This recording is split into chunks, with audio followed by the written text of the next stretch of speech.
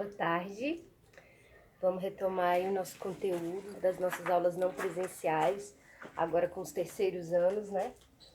E essa aula de hoje, ela é uma aula bastante importante, né? E é uma aula também que vai fechar um pouco esse conteúdo que a gente está abordando de manifestações, né, insatisfações com a República Brasileira, né? Então a aula de hoje, ela é muito importante para a gente pensar o seguinte: se hoje a gente tem direitos, né, trabalhistas, se hoje a gente pode descansar no sábado e no domingo, se a gente pode tirar um atestado, se a gente pode ter direito a férias, carteira assinada, né, todas uma série de questões da legislação trabalhista, essas leis hoje que a gente tem, elas começaram a ser reivindicadas há muito tempo atrás, né? Então, na aula de hoje, a gente vai falar sobre o movimento operário brasileiro e também sobre o tenentismo, que foi um movimento também muito importante de insatisfação com a República. Agora a gente vai abordar, como abordamos na revolta da chibata e na revolta da vacina, o início ali do século XX, né? E como que vai ser para a questão dos operários, né? Nós vimos na última aula que a população negra ela foi desprezada para ser a população assalariada, né? Então essa população ela ficou mais marginalizada, né? Ela não consegue ali ter reparação do período da escravocrata, ela não consegue ter reparação na Constituição brasileira. E, na verdade, quem vai ser os maiores integrantes dessa classe operária vão ser os imigrantes vindos da Europa, né? Itália, Espanha, Portugal, né? Então a gente vai ver que na primeira década do século XX, a maioria da população brasileira vivia no campo, né? Era uma população rural. E a indústria ela ainda estava ali nesse processo de se fortalecer. Mas, principalmente nas cidades de São Paulo, Rio de Janeiro, Porto Alegre, essas cidades já começaram a abarcar um grande número de trabalhadores, né? Esses eram trabalhadores das ferrovias, dos portos, né? Trabalhadores aí diversos que estavam acontecendo, que estavam surgindo na indústria brasileira. Então, olha só, no começo, então, a gente vai ver que o operariado brasileiro, composto principalmente por imigrantes estrangeiros, começa a se organizar pedindo melhores condições de trabalho, né? Agora eu vou dar uma pausa aqui para a gente pensar o seguinte: sempre que a gente está falando da história do Brasil, a gente também tem que pensar num contexto internacional, né? O início do século XX, ele já demonstra uma série de processos, né, de lutas sociais entre essa burguesia industrial, né, e os trabalhadores, principalmente na Europa. Então a gente vai ver que no início do século XX, em vários países europeus, você tem várias ideias bombando ali naquele momento, né? E também a gente tem a influência do processo da Rússia, né? Que em 1905 começa já uma grande agitação, greves, né? Contra os governantes da Rússia. Esse contexto ele vai atingir o Brasil por quê? Porque quando os imigrantes europeus vêm para o Brasil, financiado pelo Estado também, para poder aqui ser a mão de obra, né, das indústrias, eles trazem consigo as ideias políticas, as teorias sociais que estavam acontecendo ali naquele momento. Então, junto com os italianos, os espanhóis, os portugueses, vem também algumas das ideias que formam os socialistas, os comunistas e os anarquistas, né? Rapidinho aqui, vamos entender rapidinho. Os socialistas, eles não pediam o fim do Estado e do sistema, mas eles lutavam para que pudessem eleger alguns representantes, né, pelas eleições e aprovar, assim, leis e projetos sociais que beneficiassem os trabalhadores. Esses são os socialistas. Os comunistas, muito influenciados também, depois de 1917 com a Revolução Russa, principalmente, mas eles defendem então uma revolução operária, né, com uma ditadura do proletariado, né, para acabar com o sistema capitalista e implementar o socialismo, né? Então a diferença entre os socialistas e os comunistas é que os comunistas defendem uma revolução, já os socialistas não, eles acham que dentro desse sistema eles podem lutar por melhorias. Já os anarquistas, muitos italianos, né, anarquistas, eles queriam o fim do capitalismo e uma sociedade livre e igualitária, sem Estado. Então, para os anarquistas, não funciona a questão do poder do Estado. Eles desejam uma sociedade livre e que se auto-organize, né? E é nessa questão da auto-organização que a gente vai ver que no início do movimento operário brasileiro teve uma influência muito grande dos anarquistas, né? Então, esses operários, principalmente estrangeiros, eles trazem a ideia de associações mutualistas, né? Então, o que eles fazem? Eles começam a se auto-organizar, né, para juntos lutar por melhorias de condições, né? E eles tinham várias maneiras, né, de se juntar. Na associação mutualista, cada trabalhador vai dar uma quantia mensal para poder essa associação como posso dizer, oferecer alguns serviços aí para os trabalhadores, né, como atendimento hospitalar, essas coisas, né? Então as associações mutualistas, elas vêm antes dos sindicatos, né, nesse sentido. Mas também haviam as associações mutualistas que tinham apoio dos sindicatos para essa questão de obter apoio hospitalar, remédio, auxílio-doença, ou então uma pensão para uma viúva, para um idoso, né? Então, aí se começa a organização dos trabalhadores para lutar por melhores condições. Por que por melhores condições? Porque as condições do trabalho no Brasil, assalariado, elas ainda eram muito complicadas, né? A gente tem uma jornada média de 12 horas por dia de trabalho, 7 dias por semana, ou seja, não existe a coisa do descanso semanal, né, do fim de semana. Salários muito baixos, sem férias, né, sem direito trabalhista. Mulheres e crianças também trabalhavam nas fábricas, né, às vezes trabalhavam de dia e de noite e ganhando muito menos ainda que os homens. E as crianças ainda ganhavam menos que as mulheres, né? Então a gente tem um contexto aí de uma grande exploração dos trabalhadores e esse é o contexto que eles vão se organizar no começo aí do século XX, né? Em 1905, você tem a primeira greve, né, desses trabalhadores ferroviários e portuários, né? Então, a partir desse período, eles começam a se organizar e usam a greve, né, como seu principal meio de reivindicação política e social, né? Lembrando também que o Brasil tinha, como a gente já comentou na última aula, mas tinha recém saído de uma lógica de escravidão. Então, o trabalho braçal, né, o trabalho do operário, ele era muito desprezado, né, pelas elites. Então, a lógica é, vocês têm de trabalhar e ser explorado, mantendo um pouco da lógica que a gente viu do pensamento escravocrata, né, um pensamento de grande exploração da mão de obra, né. É nessas condições, então, que a gente vai ter, na década de 1910, aí, a gente vai ter vários processos até chegar à primeira greve geral, né, em 1907. Greve geral em que sentido?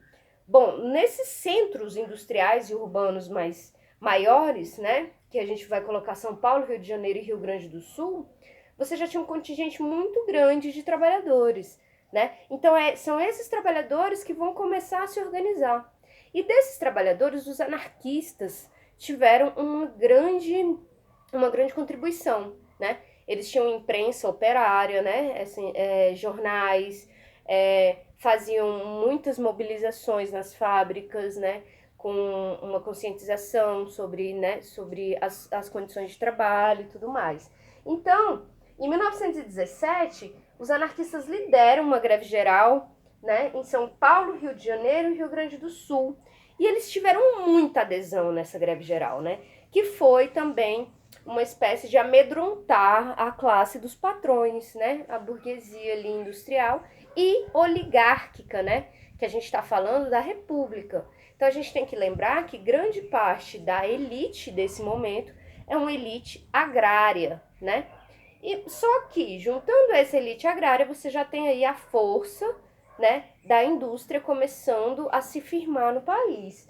Então, olha só, na greve geral de 1917, que talvez foi o maior movimento de todo esse período, e que envolveu sapateiro, jornaleiro, costureiro, né? E os trabalhadores também dos portos, das ferrovias, né, dos meios de transporte e tudo mais.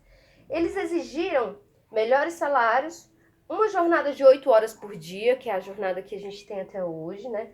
O fim do trabalho infantil e noturno para as mulheres, aposentadoria e assistência médica.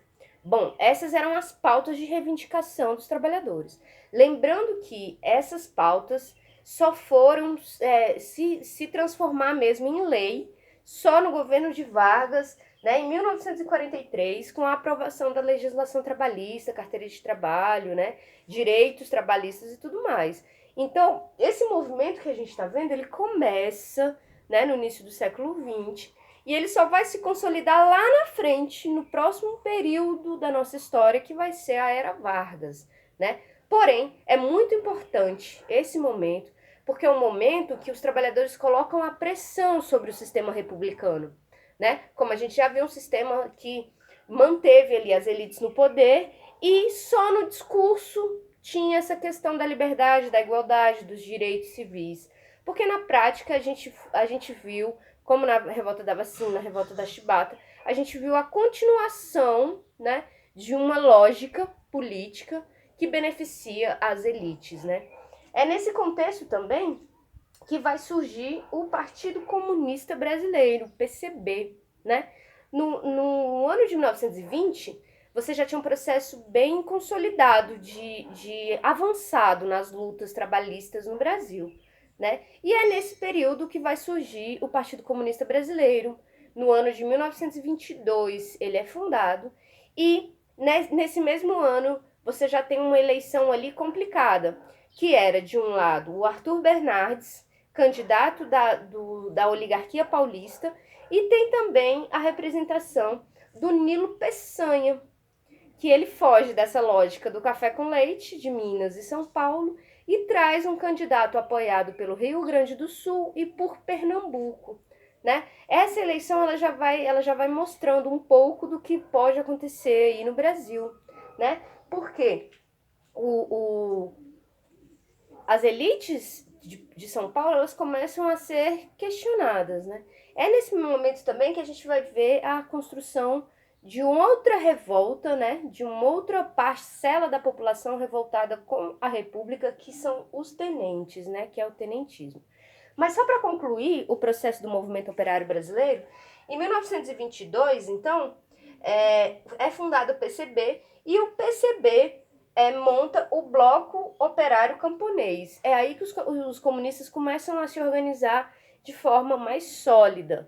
Antes disso, antes de 1922, quem predominou no movimento operário brasileiro foram os anarquistas, né? E também os socialistas, né? A gente viu que em 1906 os anarquistas, anarcossindicalistas, que ao mesmo tempo acreditam no sindicato e no poder da auto-organização dos trabalhadores, eles montam o primeiro Congresso Brasileiro, em 1908, e formam a Confederação Operária Brasileira, COB, né? Essa associação, ela ia então organizar os trabalhadores aí para garantir a greve, né, para garantir o direito de manifestação e também para mobilizar trabalhadores de vários setores aí, né, diferentes. Então, essa organização dos anarquistas, ela vai trazer muita repressão, né?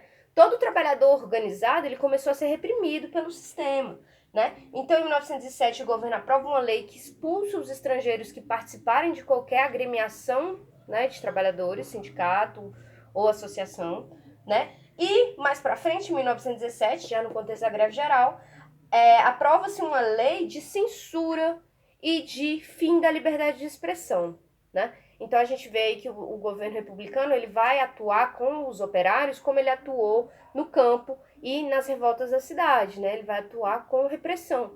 Só que, como a gente viu, o movimento de 1917 ele foi muito amplo e por ter uma grande adesão dos trabalhadores desses três estados, São Paulo, Rio de Janeiro e Rio Grande do Sul, né? O governo teve que ceder algumas melhorias de condição, que no caso foi o reajuste dos salários, né? Então a gente tem aí no início do século XX algumas vitórias importantes da classe trabalhadora, né? E que tem repercussão até nos nossos dias de hoje, né? Mesmo que hoje exista um movimento para a retirada desses direitos, a gente precisa entender na história como que esses direitos foram conquistados, né? E como que começa a ter essa pauta do movimento operário mesmo no nosso país, né? Então, para concluir, os comunistas montam o Bloco Operário Camponês, né? E elegem 2 representantes no Rio de Janeiro, né? Então você tem aí uma força política dos trabalhadores colocada em jogo, né? Nós também existimos na República e nós precisamos de melhorias de condições. Então essa é a mensagem que o movimento operário vem trazer e que fundamenta uma luta que dura até os nossos dias atuais, né? Uma luta por melhores condições de trabalho, por jornada de trabalho, por direito trabalhista, beleza? E aí agora, para finalizar nossa aula, eu vou falar do movimento tenentista, né? O movimento tenentista, ele é um movimento muito importante. Foi um movimento que organizou várias rebeliões ao longo do tempo que ele existiu, né? Que foi mais ou menos no início ali de 1920 até 1927, né? Então esse movimento, ele tinha adesão de tenentes do exército, né? E esse movimento, assim como a revolta da Chibata mostrou que na Marinha havia uma grande insatisfação com o governo republicano, aqui no Exército também, né? Então, dentre os críticos da República estavam os tenentes do Exército, os soldados, que tinham baixos salários e tudo mais, mas existia também uma crítica ao regime republicano, uma crítica política dos tenentes, né? Os tenentes não achavam que era justo o federalismo, porque o Brasil ficaria abandonado, grande parte do Brasil abandonado, e o foco se voltaria ali para as regiões sudeste e sul, né? Então os tenentes eram contra a oligarquia que dominava o sudeste, né? Então foi um movimento muito importante porque foi um movimento armado, né? Esse movimento teve uma série de rebeliões, mas a primeira revolta tenentista foi o que ficou conhecido como 18 do Forte de Copacabana.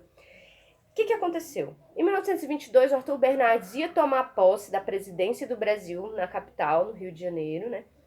E os tenentistas, eles queriam um momento para expressar o seu movimento, né? E escolheram exatamente essa data da posse do Arthur Bernardes, né? Para fazer uma ação. Essa ação ficou conhecida como 18 do Forte, por quê? Porque 17 soldados, tenentes, desfilaram na Avenida Atlântica com seus fuzis, né? Mais um civil entrou nessa manifestação também, né? E o que acontece? O governo extermina, né? Fuzila 16 desses 18. Então, somente 2 tenentes permaneceram vivos, né? Então, o 18 Forte do Copacabana foi uma coisa assim, 16 soldados mortos pelo governo, né? Virou um ato, né? Que teve sua repercussão, né? E entraram como mártires, né, do movimento, esses 16 que foram mortos, só 2 ficaram vivos. Então os tenentes, eles criticavam, eles defendiam o liberalismo, mas criticavam o federalismo, né? Defendiam um Estado forte e centralizado e também o voto secreto. Então aí tá a importância é que os tenentes, eles vão fazer uma crítica severa à República, né? Uma República que beneficia só algumas famílias, que é a oligarquia, né? E que beneficia também algumas regiões. Então, para os tenentes, é um problema essa política da República que deixa grandes regiões do Brasil abandonadas, né? E a população com sérios problemas, né? Com vários problemas sociais, né? Uma desigualdade social muito grande. Então, os tenentistas, muitos deles eram a favor ali do liberalismo e tudo mais, mas muitos também tinham uma perspectiva política mais voltado para o comunismo, né? Então, após essa revolta dos Fortes de Copacabana, em 1924 a gente tem uma outra revolta, né? E aí essa revolta Nessa revolta, os tenentes conseguem tomar a capital de São Paulo, né? O que acontece? O governo reage, né, com muita repressão, bombardeia a cidade, né? E depois desse bombardeamento, os tenentes eles vão para o sul, eles vão para Paraná, em Foz do Iguaçu, né? Lá em Foz do Iguaçu, os tenentes do Rio de Janeiro, eles se encontram com uma coluna militar liderada pelo capitão Luiz Carlos Prestes, do Sul, né? Então, o que acontece? O movimento tenentista do Rio de Janeiro vai para o Sul e se encontra ali com o movimento do Rio Grande do Sul, que formam, então, a famosa coluna Prestes, né? Então, em 1925, a coluna Prestes parte para o interior do Brasil para mobilizar o povo contra as oligarquias, né? Então, esse encontro aí desse movimento do Rio de Janeiro dos tenentes, junto com o movimento já que liderado pelo Luiz Carlos Prestes no Rio Grande do Sul, vai montar a famosa coluna Prestes, né? Foi uma coluna que teve mais de 1.500 soldados, né? Que circulou por mais de 3 estados no Brasil, né? E a ideia era mobilizar o povo contra a República, né? Contra essa oligarquia, contra essas famílias que dominavam aí, né? Todas as riquezas do país. Então, a coluna Prestes teve um caráter social muito importante, né? Foi um movimento muito grande, né? Esse movimento, ele marchou mais de 25 mil quilômetros até 1927 pedir asilo político na Bolívia, né? Mas a importância da coluna Prestes é que, junto com todos os outros movimentos que estavam questionando a República, ela tem interferência direta num movimento que vai vir botar o fim nessa República, né? E dar início a um novo momento da nossa história, que é o Estado Novo, né? Então, na próxima aula, a gente continua, né? Espero que vocês entrem em contato com qualquer dúvida, qualquer coisa, pode entrar em contato aí. E a gente segue nas nossas aulas não presenciais. E eu espero que em breve a gente possa estar junto de novo. Fiquem todos em casa e se cuidem. Muito obrigada.